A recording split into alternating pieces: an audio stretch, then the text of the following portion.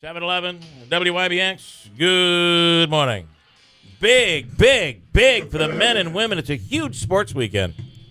And it's starting tonight with the Comets. The Comets are home tonight. They're on the road tomorrow. They play at home for a matinee game on Sunday with Syracuse. And I think they're down to like 13 is their magic number, something like that. I'll double check that just to be sure. Might even be lower than that. Let's hope it is. But right, tonight at home they host Springfield. Binghamton on the road Saturday. They're hosting Syracuse on Sunday, and I believe Syracuse is the team nipping at their heels.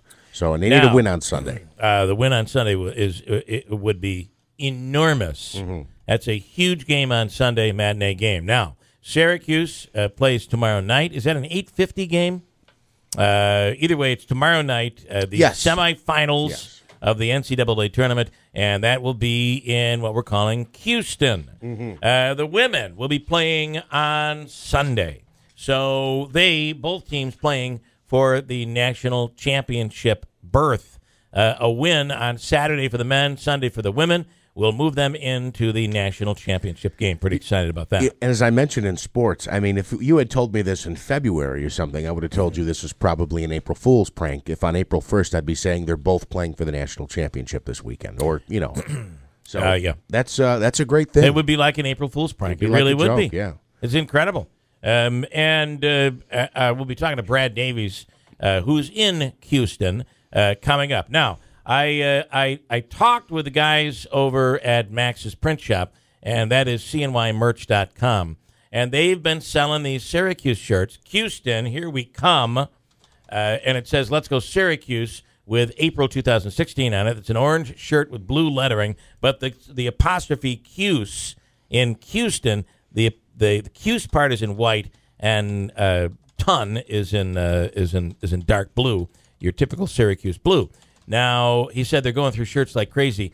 They've almost sold out. No kidding. They still have some shirts available, but they have almost sold out. So you can go to our website at WIBX950.com to get details on how you can pick up the shirt. It's $20, and a portion of the proceeds will go to charity. We'll be naming that charity in the 8 o'clock hour when the little girl, Kylie, who's a 5-year-old from Newport, she's the one that came up with the Houston, here we come phrase. So we stole it from her and created the T-shirt, and they get to select the charity, and they'll do that in the 8 o'clock hour. So pretty cool. A lot going on. Brandon Lang on right now from BrandonLang.com. Of course, Brandon is the man when it comes to picking games. But Brandon, I got to tell you, in a million years, would you ever have picked Syracuse would be here?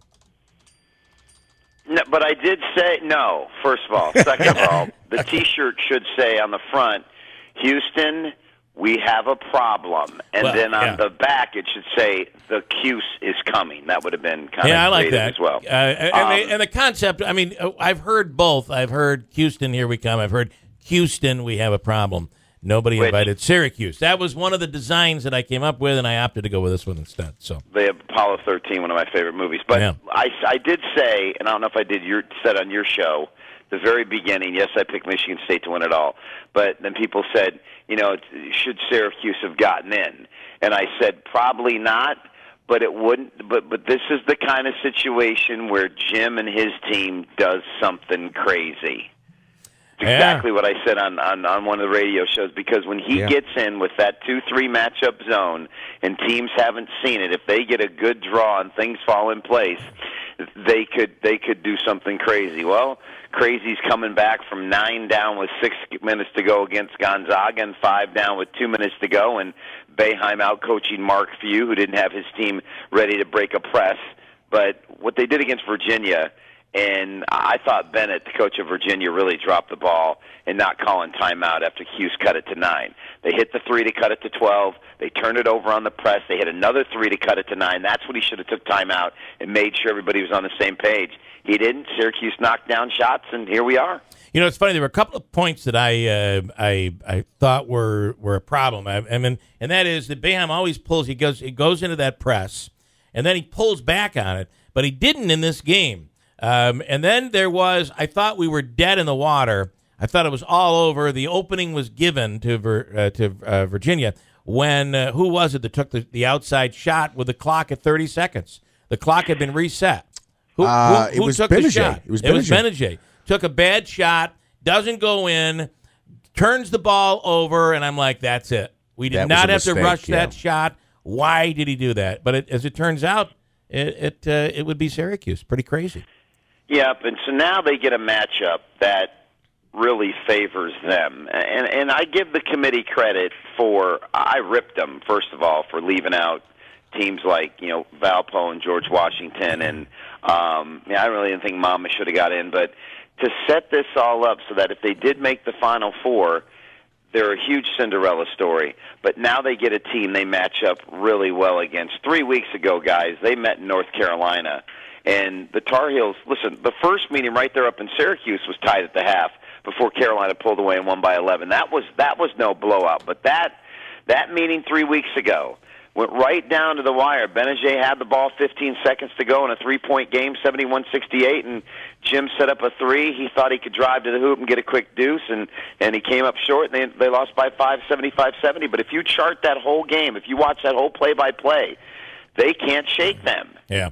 And so now, they were last in the ACC in three-point shooting, and now you're going into an arena that all indication is it's hard to shoot in, and Syracuse is playing much better than they were in the 75-70 game. Listen, North Carolina couldn't shake Notre Dame in the Elite Eight. So can they win the game outright? Listen, I just sat back and watched them win a game against Gonzaga and a game against Virginia. They had no right winning. Guys, I'm drinking the Kool-Aid. It's orange. My whole body's orange. I'm believing that if they play the way they played in the last 4 minutes against Virginia, they can shock the world. I want to make this prediction on my own, which means absolutely nothing, Brandon, but I want to say Syracuse wins by a substantial margin. It's a blowout. And Syracuse and this is so unlike Syracuse, but I think in this game, you expect this whole come-from-behind thing. Not going to happen. Syracuse jumps out in front. The only risk I see is every time Syracuse jumps out in front, they falter in the second half and they blow it. So let's hope that doesn't happen. That's my prediction. You're getting 9.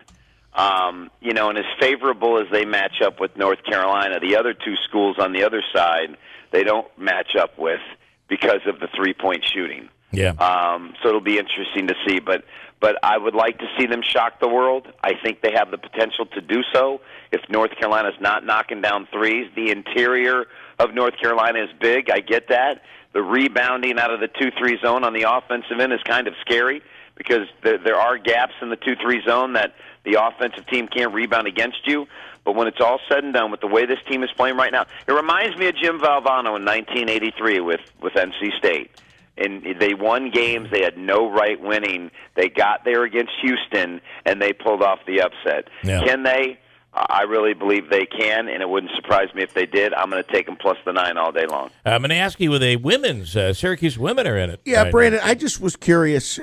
Is there a women's bracket that you're in, or is there a women's bracket that you can participate in Vegas? I mean, you can bet on anything in Vegas. Is there a women's bracket you can bet on? No, but you can bet individual games. There are lines on their games. I don't know when those start. I think they start right from the very beginning. You can bet them on the Vegas board. I don't know if your offshore spots have them. I don't know what UConn was laying the other day when they won by 60. 60 I imagine points. they're probably laying 40 and still covered. But with all that being said, you can bet individual games, but I don't think they have a bracket set up for the ladies. And Brandon, I just want to know, that was an Elite 8 game. That wasn't like the opening round. That wasn't a 1 versus a 16, although UConn is a 1. They won by 60 points in an Elite 8 game. Yeah. Incredible. It's pretty crazy the talent he gets, and each year, and the girls they come in there. But I tell you what, that woman down the road starting to get some momentum. I forget who it is. We're talking about George Washington or UConn still? No, there's UConn women, but there's one other team. They did an ESPN thing on it. I can't. It's probably who they're going to play in the finals. She's starting to get some talent, and she's catching up a little bit, but it's just complete domination. Andrew Dominio. Yeah, our man JoJo wanted to know if you're picking Oklahoma or Villanova on the other side. I go to bed, Villanova, wake up, Oklahoma. I'm still looking at that 23-point loss. I understand that Villanova lost, again, by 23 in Pearl Harbor, small gym. They shot 432 from three. Oklahoma shot 46% from the floor. They shot 15 to 27 from three. Yet Vegas made Villanova the favorite, opened 1, now 2. What's Vegas telling me? Not very often you get the 23-point blowout, and then they meet again down the road.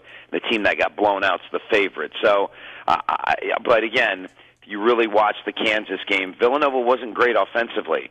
They were unbelievable defensively. And so with 5 days to prepare, and Buddy Hield only had 17 points in that first meeting, but the other guys stepped up big. So right now I don't know. That's a tough one, but I do know I love the Cuse plus the 9. I think that's way too many points for the way they're playing right now. All right, Brandon, we'll check in with you on Monday. Going to be exciting to see what the results are from the weekend. BrandonLang.com, and we'll talk to you again. Thanks, man. Got it, guys. All right, going with the Cuse. All right, sit tight. This minimum wage thing, I want to get into that. What is happening there? Also, there's a new candidate running for, this is Maria Kelso, who's running for Assemblywoman Claudia Tenney's seat as, I believe, a Republican. We'll get all the details on that coming up. Her name is Maria Kelso, and we're going to talk to her coming up next on WIBX.